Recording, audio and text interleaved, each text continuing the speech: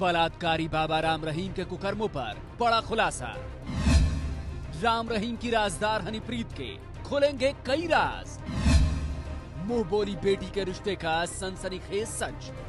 ABP news पर रहस्यमयी गुफा का सबसे बड़ा गवाह। गुरमीत, राम रहीम और हनीप्रीत पर बहुत सी बातें हो चुकी हैं और बहुत सी बातें हो रही हैं। दोनों के रिश्ते पर कई सवाल उठ चुके हैं। हनीप्रीत के रहस्य की कई कहानियां सामने आ चुकी हैं।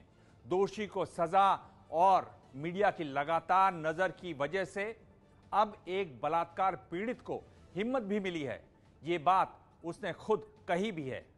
लेकिन आज पहली बार हनीप्रीत और राम रहीम का सबसे बड़ा राजदार इनकी पोल खोल रहा है। हनीप्रीत के पूर्व पति विश्वास गुप्ता ने एबीपी न्यूज संवाददाता जगमिंदर पटियाल को एक खास बातचीत में इन दोनों के बारे में ऐसी बातें बताईं जो चौंकाती हैं, हैरान करती है। ये कहानी है आस्था के कत्ल की। जनमन एक्सक्लूसिव। 6 साल की चुप्पी आज टूटेगी।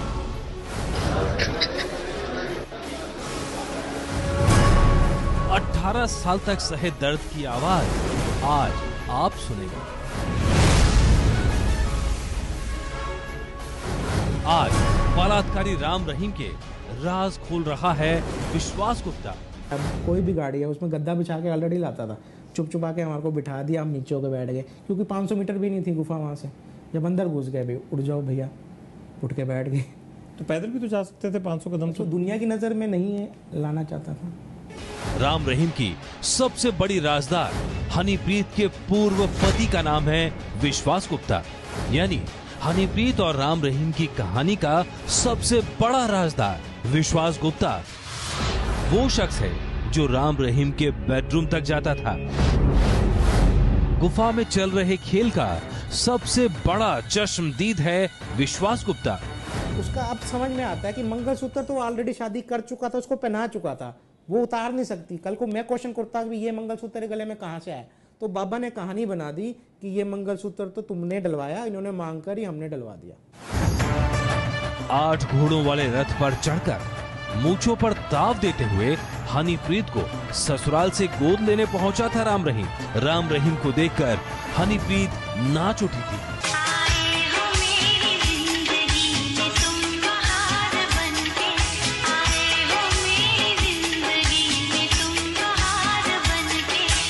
उस वक्त भी हैरान परेशान हनीप्रीत की धुन पर नाचते नजर आए थे विश्वास गुप्ता।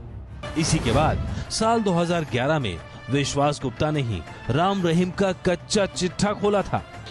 उनके रूम्स इकट्ठे ही होते हैं, तो मैंने उनका दरवाजा गलती से खुला रह गया और मैंने चेक करा तो वो दोनों थे और कर रहे थे आपस। लेकिन जिसके बाद उसे भरी सभा में माफी मांगने पर मजबूर कर दिया गया। पिताजी, मैं माफी मांगने के काबिल तो नहीं हूँ।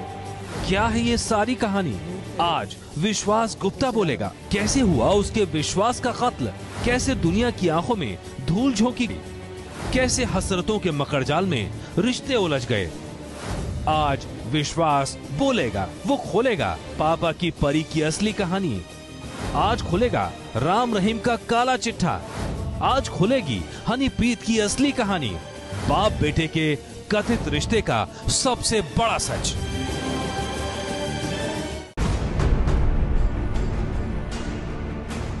ये कहानी लंबी है। शुरू से एक एक कड़ी जोड़ते हुए बढ़ते हैं आगे। हनीप्रीत और विश्वास गुप्ता की कहानी शुरू होती है साल 1999 से। एक रिश्ता बनता है, लेकिन खुद विश्वास का यह दावा है कि यह सिर्फ छलावा था। विश्वास गुप्ता की जुबानी उनकी और हनीप्रीत की शादी की कहानी। विश्वास गुप्ता पहली बार एबीपी न्यूज पर हमारे साथ है। विश्वास, आज पूरे विश्वास के साथ ये बता दीजिए कि कैसे हनीप्रीत आपकी हुई और कैसे आपसे दूर हो गई। आज विस्तार से सब जानना चाहते हैं, हकीकत क्या है। मेरी शादी बाबा जी ने 1999 में 14 फरवरी को तय करी कि ये हनीप्रीत, इसका नाम प्रियंका तनेजा था पहले। तो मेरे फादर 50 ईयर से इनके साथ जुड़े हुए हैं आश्रम से। तो गुरुजी ने उनको बुलाया कि भाई आपके बेटे की हम शादी कर रहे हैं और सो एंड सो फैमिली है। हम नहीं जानते थे, मैं भी नहीं जानता था, ना हमने लड़की देखी। तो उन्होंने तय कर दिया भी 1 दिन के बाद आपकी बेटे की शादी है, तो हम शादी करवा रहे हैं। तो मेरे फादर ने कहा ठीक है गुरुजी आप करिए, कि उनका विश्वास बहुत ज़्यादा था उनके ऊपर।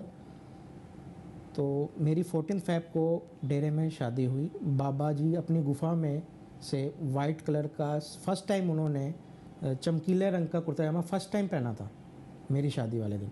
उससे पहले वो बिल्कुल सिंपल कुर्ते पजामे में रहते थे, कभी चमकीला कुर्ता जामा उन्होंने नहीं पहना। और बैंड बाजे के साथ गुफा से लेकर मैं भी उनके साथ था, स्टेज तक वो आए। और मैंने उस लड़की को जब हार डालते हैं, डेरे में है कि भाई हार डाल देते हैं तो शादी हो जाती है बाबा जी के सामने। तो जब वो हार डाला तो मैंने उस टाइम भी उसको ना देख के मैंने गुरुजी की तरफ अपनी निगाह रखी। मैंने उस टाइम भी उस लड़की को नहीं देखा कि कौन है वो। तो जब कैंटीन में, वहाँ जो डेरे की कैंटीन हुआ करती थी, आज तो होटल बन गए हैं, उस टाइम कैंटीन थी।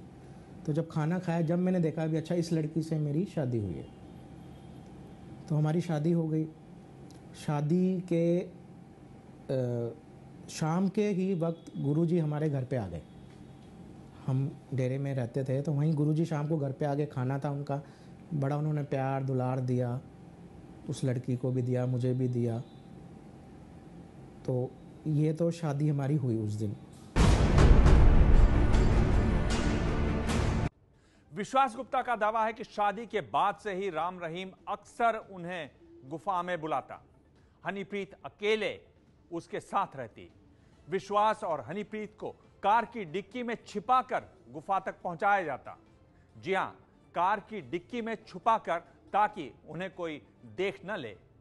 जब 99 में मेरी शादी कर दी गई, उसके बाद एक कल्चर बना लिया बाबा ने कि जैसे मेरे को तो प्यार देते ही थे, मैं उनका बेटा था शुरू से ही। वो कहने लगे ये हमारी बेटी है आज से। उन्होंने कहा ये बहू नहीं, हमारी बेटी है, जैसा तू बेटा है ऐसी ये बेटी है, ये फैमिली हमारी बहुत खास है, परिवार हमारा है सारा, तो ऐसे ही हम इसको प्यार देंगे। कोई डाउट नहीं था। तो वो हर वीकली मेरे को और हनीप्रीत को अपनी गुफा में बुलाते थे। जब हम लोग जाते थे तो उसमें क्या होता था, जैसे आपका एक बेडरूम होता है, बाबा जी का बेडरूम है, उसके बाद लिविंग रूम है। तो मुझे को बाहर बिठाया जाता था कि भाई ये बेटी है, अपना सुख दुख बाप से 10 मिनट 15 मिनट कर लेगी अकेले में, सुख दुख बाप के पास कर ली, कोई इसमें कोई बुराई भी नहीं है, कर सकते हैं माँ बाप से बुराई, अपने दिल हल्का कर सकता है हर आदमी। तो ये होता था। वो उसमें कई बार घंटा भी लग जाता था, 1.5 घंटा भी लग जाता था। और वो जो बाबा जी के चेले थे और ख़ास सेवादार, वो मेरे से बातचीत करते रहते थे नॉर्मल वे में, हमें पता भी नहीं चलता था। तो ये प्रोसीजर अप टू 2009 तक चला। वैसे हनीप्रीत 1999 से 2009 तक आपके घर में आपके साथ रही? मेरे साथ रही। बस आप वीकली उनके पास जाते थे? वीकली जाते थे, या जैसे बाबा जी बाहर टूर पे हैं, कहीं बाहर गए हुए हैं, होटल हैं, तो वहाँ रूम साथ हैं हमारे, हमेशा हम रूम साथ हुआ करते थे। आश्रम में भी जो बाबा की गुफा उसके साथ वाला कमरा हमें दिया जाता था, तो वहाँ भी ये प्रोसीजर मिलने का चलता रहता था। कई बार रात को बाबा 12-12 बजे भी बुला लेता था। आप दोनों को या आप दोनों को? उनको? दोनों को बुलाता, दोनों को था, क्योंकि दुनिया को ना पता चले कि भी एक लड़की जा रही है, पति पत्नी जा रहे हैं तो कहीं भी जा सकते हैं। तो जब मुलाकात होती थी 12 बजे बुला के, तो हनीप्रीत के साथ होती थी या दोनों की इकट्ठे आपके सामने होती थी? पहले हनीप्रीत को बुलाता था, घंटा 1.5 घंटा उन्होंने जो करना होता था वो करके, फिर उसके बाद मुझे वो हनीप्रीत बुलाने आ जाती थी। जैसे कई बार ऐसा भी इंस्टांस हो, रात को 12 बजे बुलाया तो 1-1:15 बजे का टाइम होगा, तो मैं नींद आ रही है, मैं सो गया, उसने मुझे उठाया कि पिताजी बुला रहे हैं, फिर उठ के गया, तो वो आधा पौना घंटा फिर हमारे दोनों के साथ इकट्ठा लगाता था। मैसेज आता था? आप भी डेरे में खुद रहते आती थे? थी। नहीं। आपका घर भी डेरे में ही था? हाँ, मेरा घर भी डेरे में था। कितना दूर था जहाँ पे गुरमीत? जब मेरी शादी हुई फिर उस टाइम तो मैं पुराने डेरे में बाबा था, और उसके सामने जो फ्लैट्स हैं उसमें मैं, कॉलोनी है उसमें रहता था, वो तो वॉकिंग डिस्टेंस था। और जब बाद में मैं नए डेरे में शिफ्ट कर गया, जब बाबा भी शिफ्ट करे, उन्होंने एक 5 एकड़ में कॉलोनी काटी थी, जिसमें उनकी बेटियों की भी कोठी थी और मेरी भी थी, सबकी थी, 5-10 कोठियाँ थी सिर्फ। वहाँ से कुछ 500 मीटर होगी गुफा बस जी। तो ये सिस्टम रहा मेरा उसके साथ। तो जैसे ये चलता रहा, मुझे आता था, बुलाते थे? हाँ, हम चले जाते थे। कई बार ऐसा होता था, जब हम नए डेरे में शिफ्ट कर गए तो बाबा का एक खास राइट हैंड कह लीजिए, राकेश नाम का साधु था, जो बाबा की सारी एक्टिविटी जो कुछ है वो करता है आज भी। तो वो हमारे को अपनी स्पेशल गाड़ी में लेके जाता था, हमें डिग्गी में पीछे छुपा लेता था मतलब अगले सीटों पे नहीं बिठाता था कि कोई देख ना ले। और बाबा का जो एक बैक डोर की एंट्री थी नए डेरे में, वो रिमोट से गेट खुलता था, उससे हमें अंदर ले जाता था और फिर हमें मिलमा मिलू के हमें छोड़ जाता था चुप छुपाते। आपने कभी ये सवाल नहीं पूछा कि अगर बाबा बुला रहे हैं तो आप डिक्की में बिठा के क्यों ले जा रहे हैं? बस कभी मन में आया ही नहीं, क्योंकि भगवान माना उनको, कभी सोचा ही नहीं कि ये भी हो सकता है, इस टाइप का करैक्टर है या क्या है। ये जो आपको बुलाया जाता था ऑड आवर्स में, ये रूटीन में होता था या कभी कभार? वीकली होता ही होता था, वीकली ये होना ही होना है। तो ये 1999 से लेके 2009 तक ये चलता रहा। कभी मेरे मन ने या किसी दिल ने ये नहीं कहा कि तेरे साथ ये गलत हो रहा है या रिलेशन गलत है, मैंने कभी सपने में भी नहीं सोचा। पर कभी आपने ये सोचा नहीं कि यार, या आपके मन में सवाल आया, आपने हनीप्रीत से ये शेयर नहीं किया कि यार डिक्की में क्यों लेके जाते हैं? नहीं, मैंने नहीं करा, ये फैक्ट है, मैंने कभी नहीं करा। क्योंकि भगवान मानते थे, हमने कहा भाई उनसे मिलने का मौका मिल रहा है, चाहे डिग्गी में बैठ के जाओ, चाहे जहाज में बैठ के जाओ, जो अपने गुरु से मिलने का मौका मिल रहा है, तो वो मैटर नहीं करा कभी भी सोच में। हर हफ्ते भगवान से मिलने का चांस लगता था, लेकिन हर बार डिक्की में जगह मिलती थी या कभी सीट पे भी जगह मिलती थी? जब नए डेरे में शिफ्ट कर गए उसके बाद तो डिग्गी में ही जगह मिली। कितनी बार डिक्की में बैठ के आप बाबा के आई कांट से, पता नहीं मैं कैसे गिनती करूं। 10, 20, 50, 100 बार? हाँ, बैठा हूँ।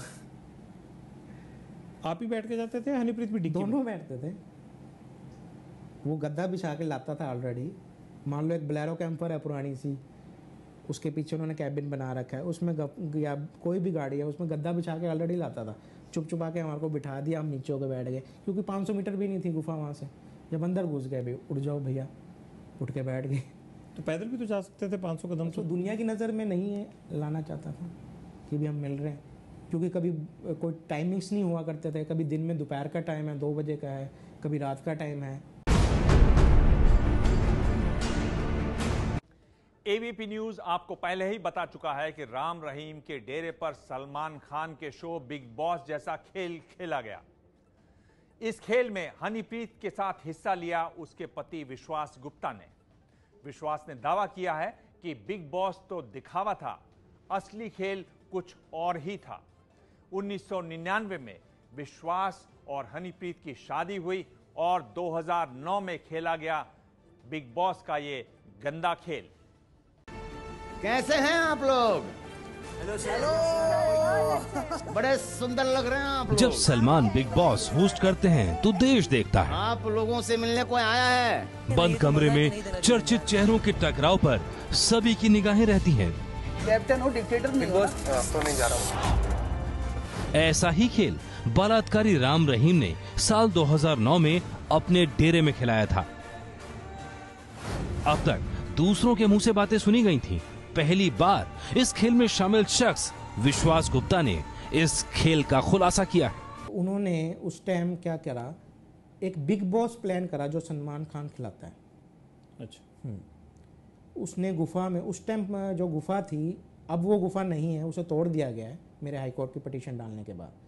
उसमें क्या था, बाबा का कमरा था 3 मंजिला, नीचे बेसमेंट थी और एक हॉल था, उसमें 2-3 छोटे छोटे कमरे थे उसकी फैमिली के लिए।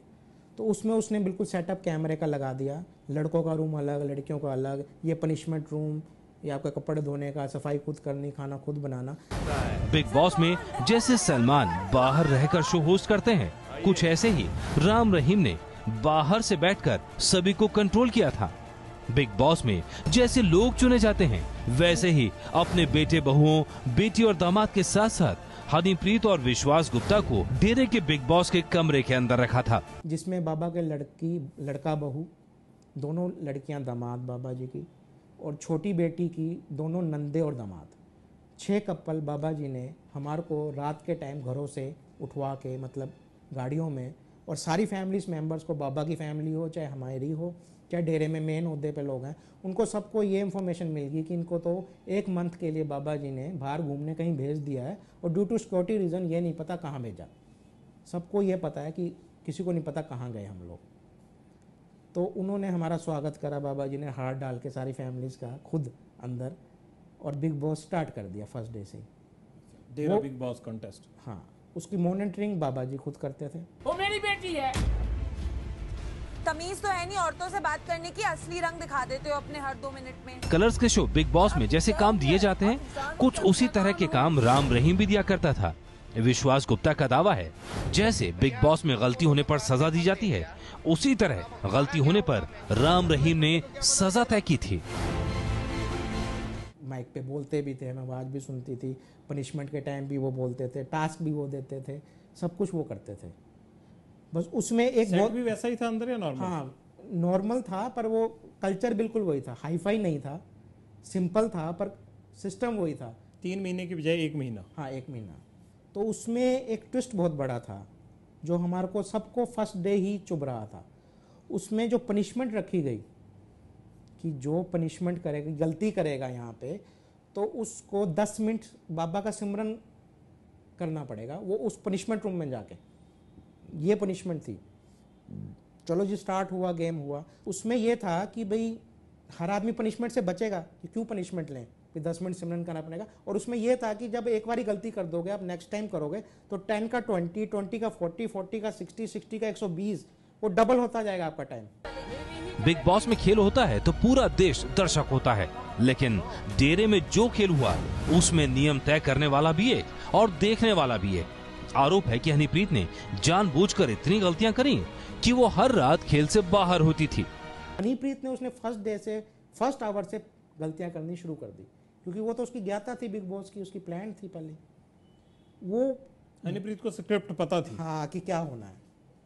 तो वो तो इतनी गलतियां करती गई, इतनी गलतियां करती गई कि वो तो उस पनिशमेंट रूम से आ ही नहीं सकती थी। सारी रात भी उसमें रहती थी, दिन में भी उसमें रहती थी, बट टास्क के टाइम आती थी बाहर, कि उसकी इतनी ज्यादा पनिशमेंट बन चुकी थी कि वो तो वहां सिमरन करके समाधि में रहेगी।